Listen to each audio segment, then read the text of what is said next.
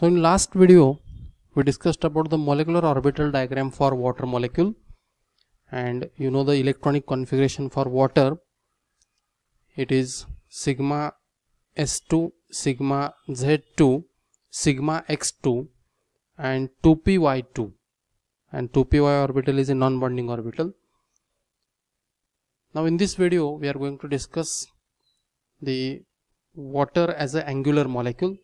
What is the reason for this, or on the basis of molecular orbital theory we are trying to explain how water is an angular molecule and how water is stable in angular form and not in linear form.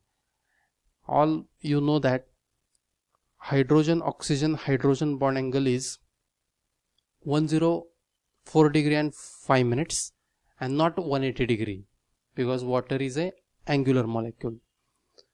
Now to explain this, now consider the two axes. This is the x axis and this is the z axis, and this is the xz plane. Now again, suppose this is the internuclear axis, it is z axis, and say this is the x axis. Now water is a triatomic molecule. Oxygen is the central atom and hydrogen atoms are the two peripheral atoms. Suppose oxygen contributes 2px orbital towards the formation of water, and this 2px orbital of oxygen, it is oriented along the x-axis, and two hydrogen atoms, they contribute 1s atomic orbitals for the overlapping. So this is 1s atomic orbital of one hydrogen atom, and this is the 1s atomic orbital of other hydrogen atom. So when two 1s orbitals of two respective hydrogen atoms try to overlap with 2px orbital along the internuclear axis, this internuclear axis with angle 180 degree. Actually here is the nucleus of hydrogen, this is the nucleus of oxygen, and this is the nucleus of another hydrogen, and this angle, it is 180 degree, or these three nuclei, these are linear. So when two hydrogen try to overlap, two 1s orbitals of hydrogen try to overlap with 2px orbital of oxygen, then along the internuclear axis, then this overlapping is considered as a linear overlapping, and this linear overlapping is not possible. Effective overlapping will not be there.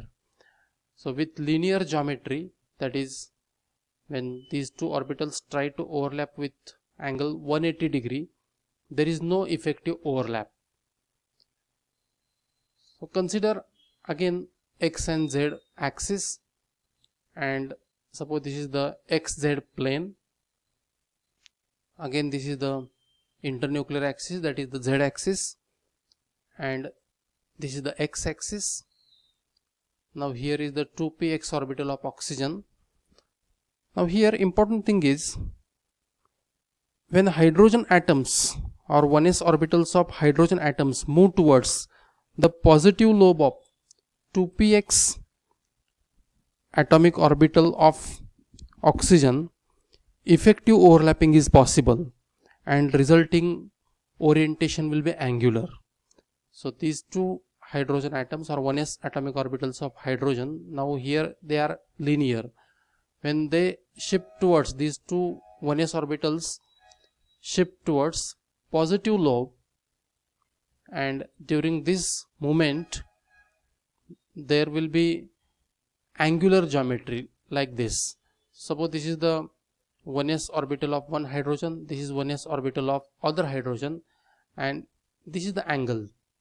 So this angle, because of this angle, water is a angular molecule, and now these three positive lobes, they aligned with each other, effective overlapping is possible, and therefore water is a angular, and this angle, that is hydrogen oxygen hydrogen angle, it is 104 degree and 5 minutes, and this is This can be or angular nature of water. It is explained on the basis of overlapping concept or on the basis of molecular orbital theory.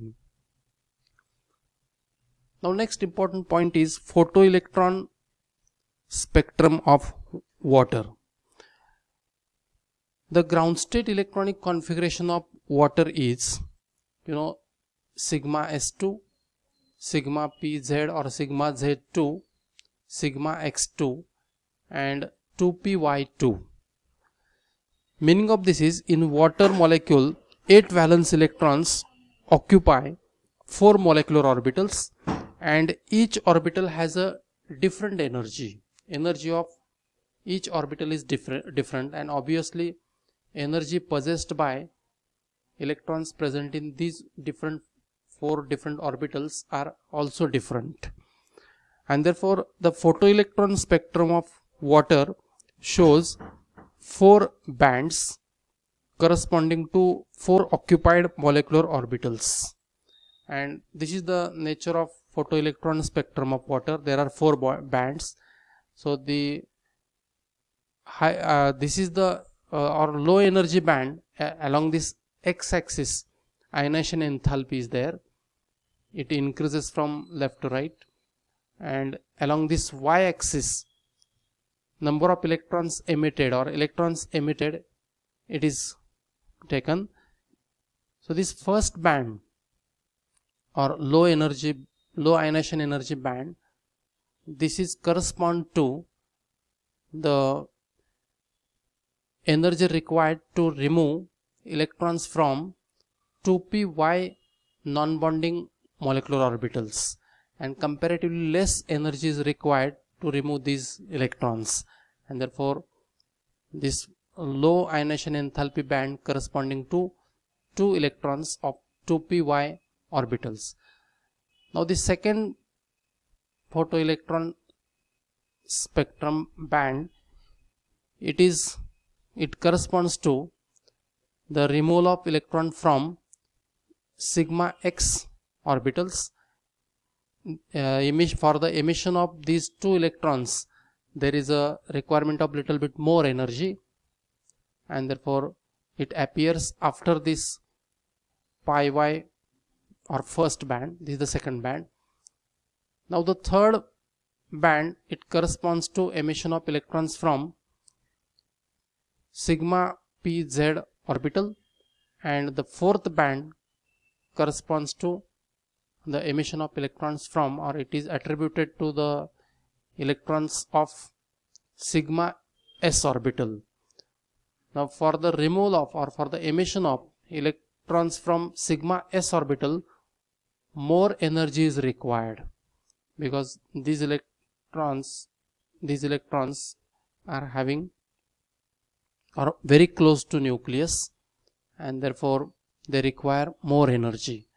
And this is the photoelectron spectrum of water. There are 4 bands corresponding to 4 different molecular orbitals.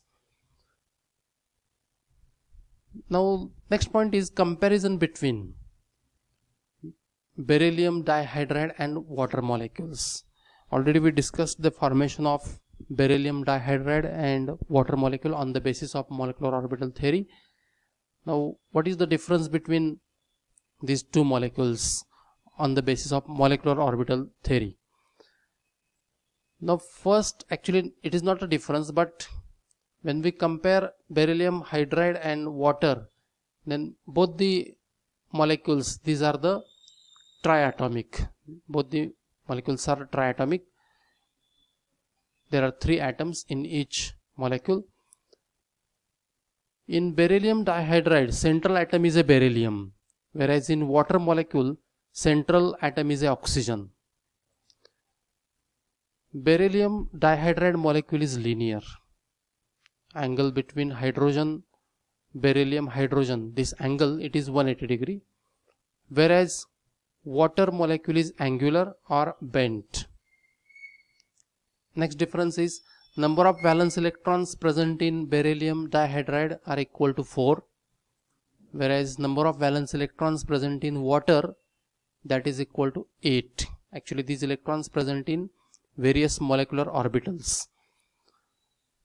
Now next important difference is in beryllium dihydride, two bonding molecular orbitals are formed. For example, sigma s bonding molecular orbital, it is equal to psi 2s plus psi 1s plus psi 1s. This psi 2s, it is contributed by beryllium, and psi 1s, these are contributed by two peripheral hydrogen atoms. Another bonding molecular orbital is sigma z. It is formed, or it is equal to psi 2pz, this atomic orbital contributed by beryllium, plus psi 1s plus psi 1s. So these are the two bonding molecular orbitals present in beryllium dihydride.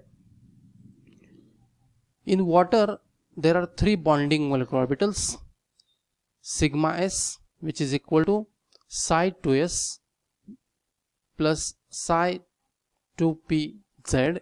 These are contributed by two oxygen atoms. These two atomic orbitals contributed by oxygen atoms, plus psi 1s plus psi 1s. This is psi 1. This is the group orbital. Another bonding molecular orbital, it is sigma x. It is equal to psi 2s minus psi 2px,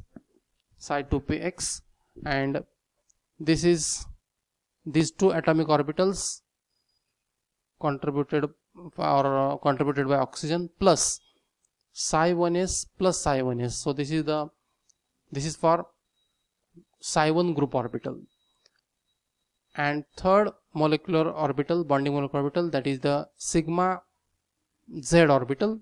It is equal to psi pz contributed by oxygen plus psi 1s plus psi 1s.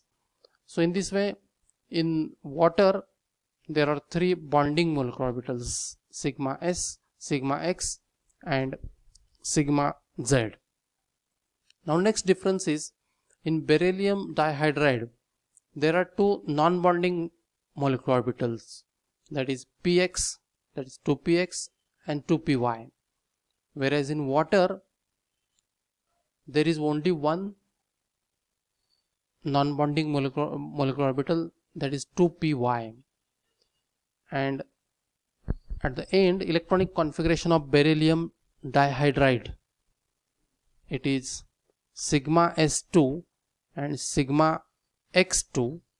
It means in outermost shell, or sorry, in beryllium dihydride molecule there are 4 electrons, whereas the electronic configuration of water is sigma s2, sigma z2, sigma x2, and 2py2. 2py, this is the non-bonding molecular orbital. So in this way there are 8 electrons present in valence shell of water. So in this way, in detail we discussed about the formation of beryllium dihydride and water molecule on the basis of molecular orbital theory, and at the end we discussed about the point of distinction between beryllium dihydride and water. In next video we are going to discuss about the formation of the trihydrogen ion and trihydrogen molecule on the basis of molecular orbital theory.